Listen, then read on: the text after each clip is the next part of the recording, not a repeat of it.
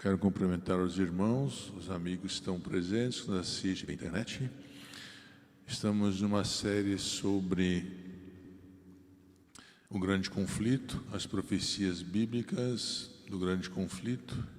E hoje vamos falar um pouco mais sobre este assunto. Feche seus olhos para nós orarmos, por favor. Senhor, vamos abrir a Tua Palavra e pedimos que o Teu Espírito ilumine a nossa mente para compreendê-la e nos conceda o poder para viver segundo a Tua vontade. Em nome de Jesus. Amém. O título do sermão de hoje é Não acredite em tudo o que vê. Fala sobre o espiritismo do engano e vamos falar sobre uma série sobre espiritismo. Quero começar com uma declaração que diz assim: os últimos acontecimentos serão rápidos. As forças do mal se estão arregimentando e consolidando-se. Elas se estão robustecendo para a última grande crise. Grandes mudanças estão prestes a operar-se no mundo e os acontecimentos finais serão rápidos. E alguém disse que há uma declaração onde White diz que serão como o bater das asas de um beija-flor, os últimos acontecimentos. Quando eles começarem na sua velocidade, não irão parar e assim virá o fim.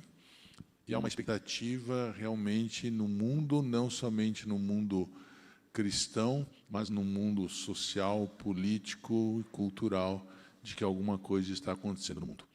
Aquecimento, seca, catástrofes, e essas coisas têm acontecido com uma frequência maior e com consequências mais graves do que há uns tempos atrás. Isso nos mostra, então, que estamos próximos do fim.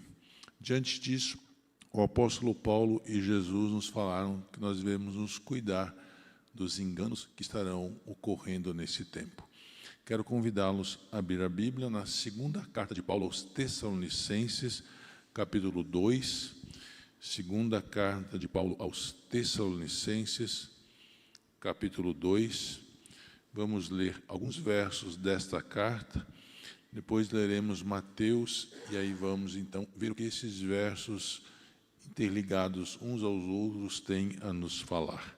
2 Tessalonicenses, capítulo 2, o verso 1 diz assim: Irmãos, no que diz respeito à vinda de nosso Senhor Jesus Cristo e à nossa reunião com Ele, pedimos.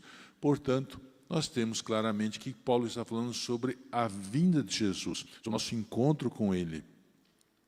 Ele diz então no verso 3, ninguém de modo nenhum os engane, porque isso é a vinda de Cristo, não acontecerá sem que primeiro venha a apostasia, diz o apóstolo, e você seja revelado o homem da iniquidade, o filho da perdição.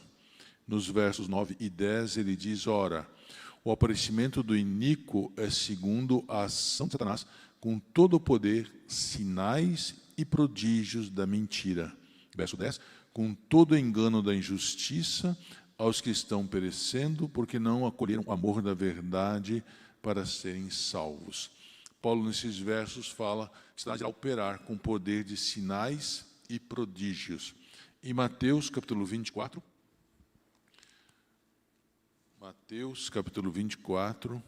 vamos ler o verso 14 e depois o verso 24. Verso 14 diz, e será pregado este evangelho do reino por todo o mundo, para o testemunho de todas as nações, então virá o fim. Jesus está falando sobre o fim do mundo. E no verso 24 ele diz, porque surgirão falsos cristos no tempo do fim, no fim do mundo, e falsos profetas operando grandes sinais e prodígios. E no capítulo 7, no verso 24 de Mateus, Jesus falou que naquele dia muitos dirão, em teu nome não fizemos muitos milagres? Então lhes direi, claramente, eu nunca conheci vocês, afaste de mim, vocês que praticam o mal. Em todos esses versos há uma conexão de que Satanás operará milagres, prodígios, no fim dos tempos o homem do pecado se levantará, operando milagres e prodígios, e também Jesus falou que muitos irão operar milagres, virão falsos cristos e falsos profetas operando milagres. Portanto, No capítulo 24 de Mateus, Jesus fala claramente que os falsos profetas virão e farão grandes sinais e prodígios, se possível até para enganar os próprios escolhidos.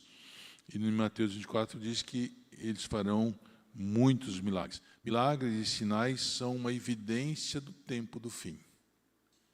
Quando isso começar a acontecer à nossa vista, de uma forma mais clara, isso será um sinal do fim. Sinais, eles são uma evidência.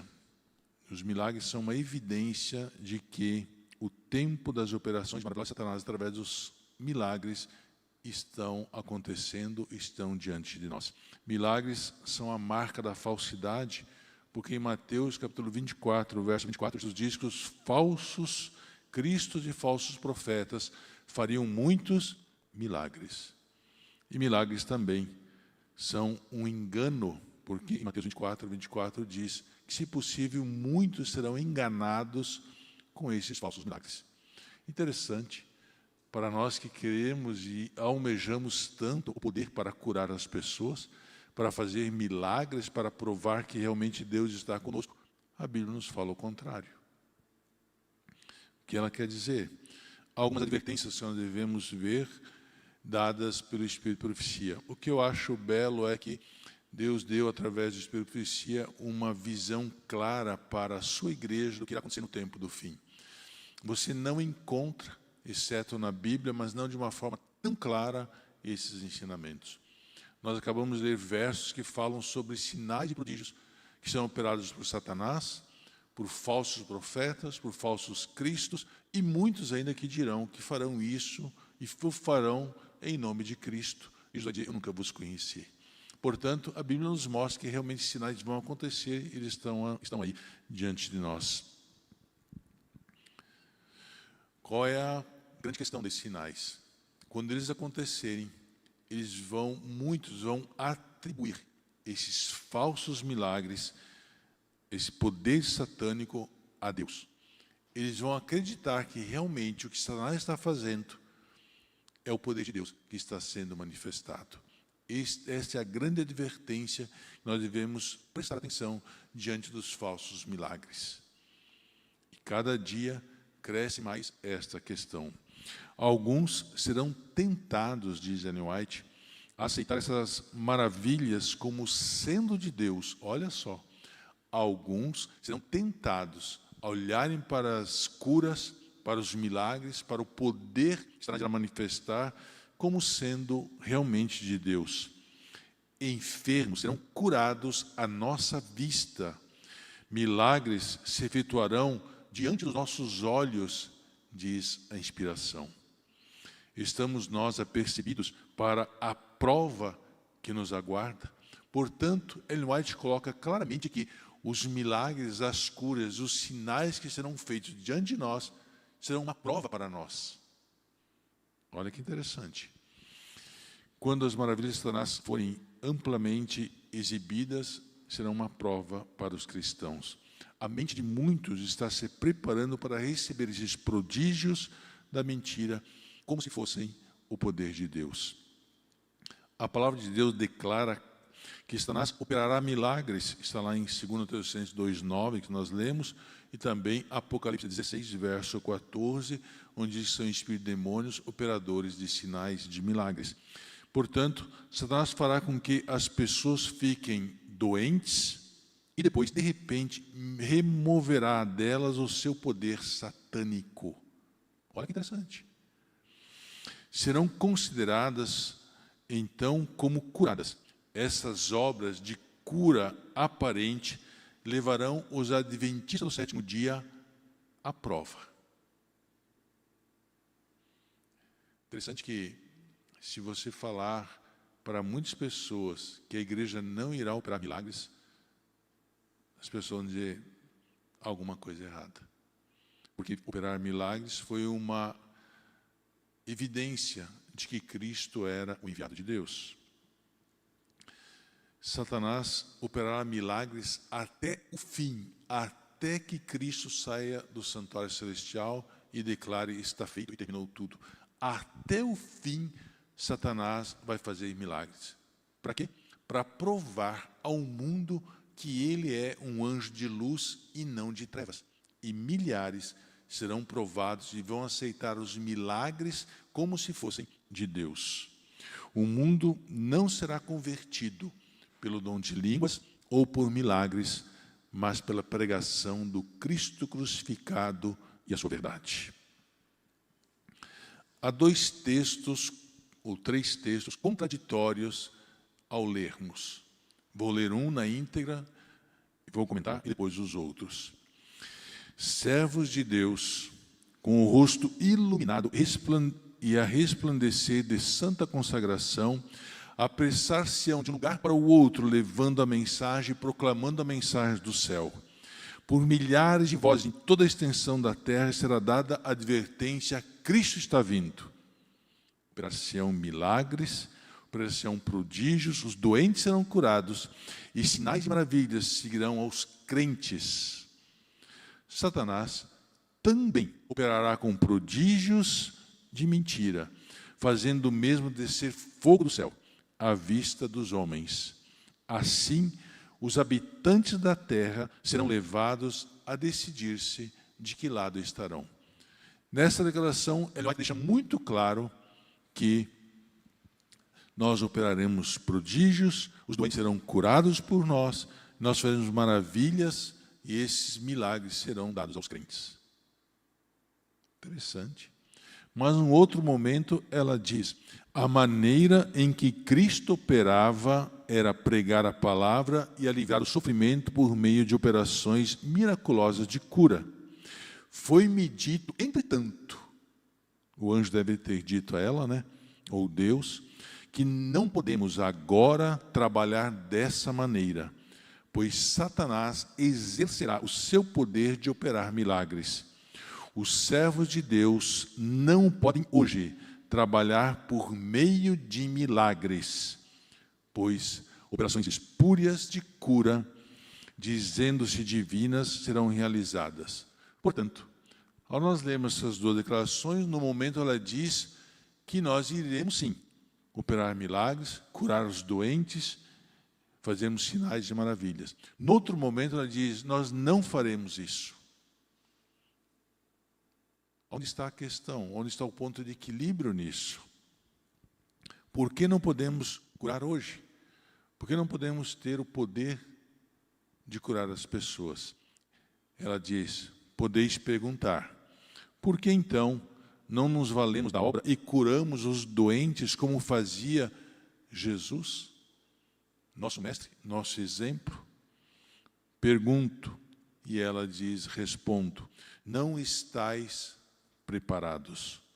Alguns têm crido, alguns têm sido curados, mas há muitos que se tornam doentes por intemperança no comer ou por condescenderem com um outro hábito errôneo. Ao ficarem doentes, claramente em seu favor para que e clamarem em seu favor para que se levantem, a fim de continuarem da mesma obra novamente, nós vamos curar as pessoas para elas continuarem transgredindo da mesma forma. Se hoje Deus nos desse isso, nós talvez curaríamos as pessoas, mas não teria nenhum benefício. Diz ela: deve haver uma reforma em nossas fileiras, cumprir que as pessoas alcancem mais elevada norma, e ela diz, santa consagração, antes que possamos esperar que o poder de Deus se manifeste de maneira acentuada em favor da cura dos doentes. Então a questão é: quando virá o poder para a igreja realmente curar? Virá quando haver uma consagração total ao Senhor. Quando nós não olharmos mais para este mundo, quando nós não nos importarmos mais pela posição que nós temos, quando nós não nos importarmos se alguém nos olhar com cara feia, se alguém falar mal de nós, se alguém maltratar algum familiar nosso, isso não vai nos tirar a paz e a nossa confiança em Deus. Porque se hoje nós recebêssemos este poder, a nossa comunhão com Deus é tão longe que não saberíamos usá-lo corretamente. Somente quando a igreja estiver consagrada, não olhar mais para o seu próprio eu, não buscar exaltação própria, quando se colocar totalmente e fizer tudo para a glória e honra de Cristo, quando ela não buscar mais nenhum atrativo deste mundo, não dar valor a nada neste mundo, e como os reformadores no passado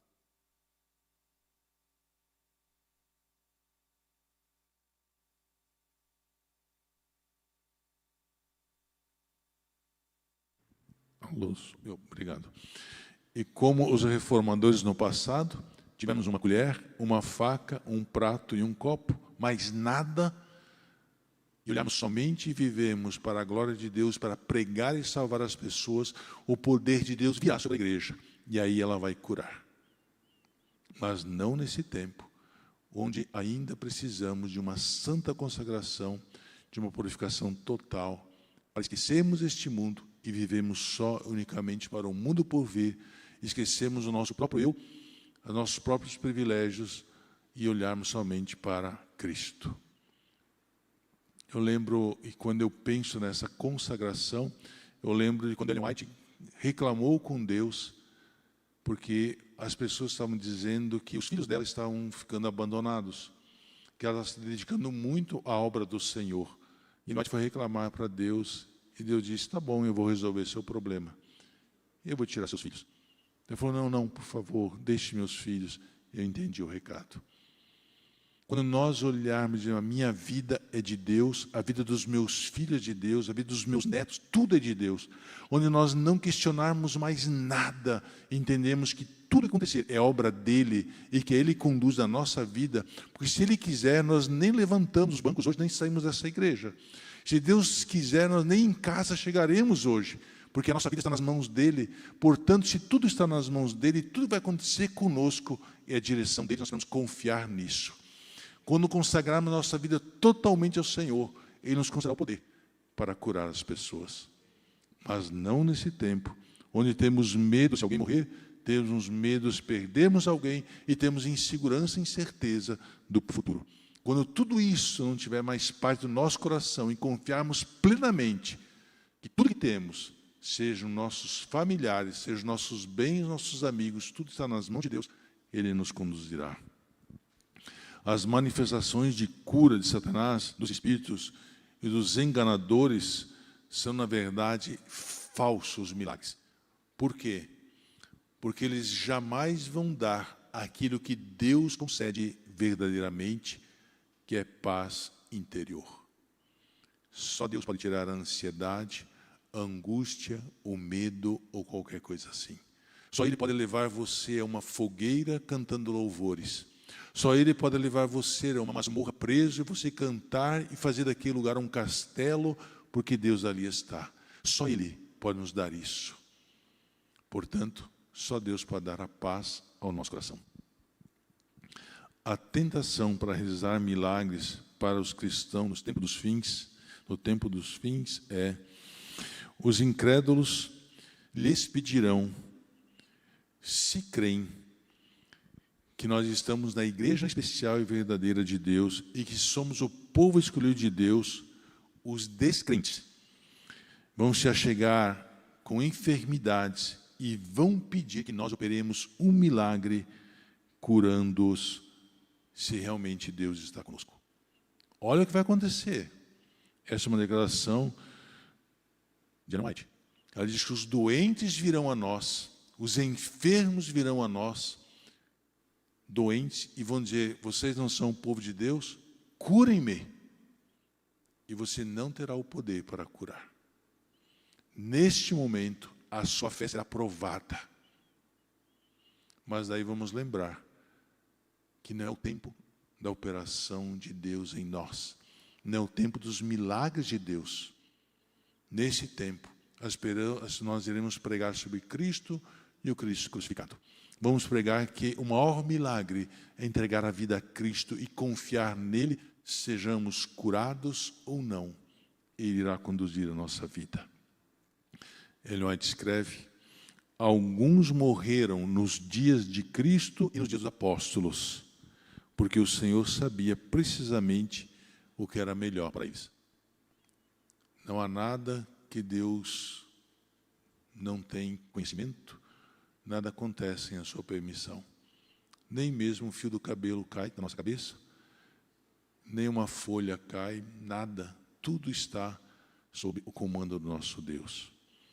Milagres estão acontecendo e irão acontecer cada vez mais diante de nós, até chegar ao ponto de que os enfermos vão entrar na nossa igreja, vão à sua casa, vão falar para você: você não faz parte da igreja verdadeira, você não é o povo de Deus, porque você não me cura. E aí nós vamos ter confiança que milagres não é evidência da verdade. Milagres são sinais de que o fim está próximo, que Jesus está voltando. Milagres são sinais que chegou o tempo das operações miraculosas de Satanás. Milagres são a marca da falsidade e milagres são um engano. Não acredite em tudo o que você vê. Creia na palavra. Chegará o tempo em que Deus nos dará esse poder. Acreditamos sim que somos o povo do Senhor porque guardamos os seus mandamentos. Acreditamos sim que Deus fez esta igreja depositar das suas verdades e que este é o povo dele. Acreditamos sim que Deus irá purificar essa igreja e através dela irá iluminar o mundo para que todos os sinceros creiam na verdade que essa igreja pregou. Cremos sim que Jesus conduz a nossa vida. Não cremos apenas nos milagres, mas cremos na sua palavra. Somos perdoados e aceitos no Senhor e, principalmente, cremos que o poder do Espírito está transformando as nossas vidas e nos levando a deixar as coisas deste mundo e olharmos para o mundo por vir. Que Deus abençoe você. Que a sua vida seja guiada pelo poder de Deus. Pois isso é o que realmente nos interessa. Feche seus olhos para nós orarmos. Senhor, nosso Deus e nosso querido Pai, seremos provados diante dos milagres e das curas que serão feitas. Dai-nos, Senhor, apenas a confiança na Tua palavra. Confiarmos que somos Teus filhos, confiarmos que somos Teus e temos uma aliança eterna contigo. Confiarmos que um dia o Senhor virá nos buscar.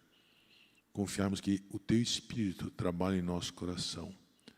Não somos perfeitos, Senhor. Temos tantas falhas, mas é a nossa imperfeição, nossas falhas que nos levam a Ti e nos faz descansar na certeza do Teu perdão, do Teu amor, do Teu cuidado e do Teu poder em nossas vidas. Guarda-nos hoje e sempre. Em nome de Jesus. Amém.